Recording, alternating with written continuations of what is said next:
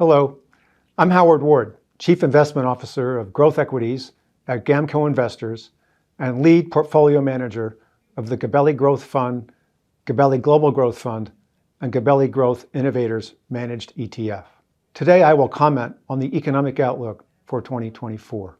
Investors continue to debate the economy's path of least resistance as we move into late January.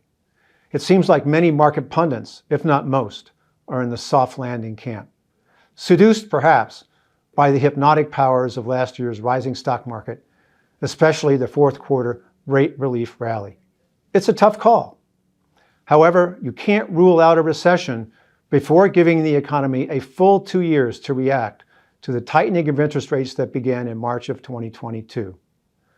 The good news is we are on course to see 2% inflation, possibly lower, in 2024. The Fed's preferred inflation gauge is not the Consumer Price Index.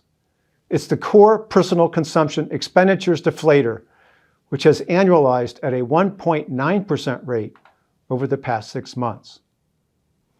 There is widespread agreement that economic growth will slow this year.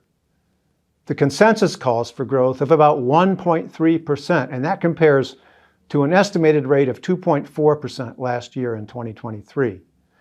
It wouldn't take too much of an economic speed bump to knock us into recession.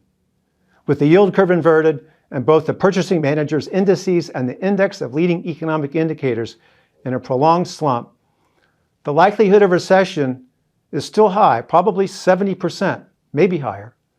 And that's why the Fed funds futures market is pricing in 6 interest rate cuts this year, totaling 150 basis points. The Fed seems less concerned than the market, however, hinting at 3 rate cuts for 75 basis points.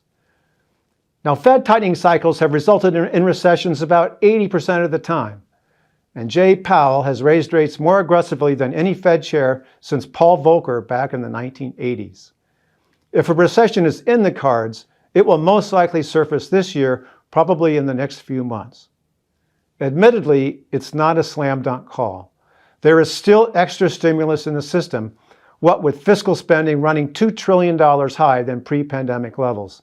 And we are still creating new jobs, although at a slowing rate, and that is likely to deteriorate further. The problem is really the debt. We have record levels of debt in every sector, household, government, and corporate, and the reaction to higher rates has started. Delinquencies are rising, the manufacturing sector has softened, if not stalled, housing is weakening, loans in the commercial real estate sector are under duress, especially for office buildings. And despite 23% rates on credit card debt, borrowing levels are rising, perhaps out of necessity, and now payments are getting extended. It's not hard to think that earnings estimates are too high for 2024. Additional headwinds come from weakness abroad and geopolitical tensions, which are once again impacting supply chains. Having said that, some companies will report strong results this earnings season. Others, however, will be less encouraging and will temper expectations. We would view any pullback in stocks as a buying opportunity for long-term investors. Thank you for your time and Happy New Year.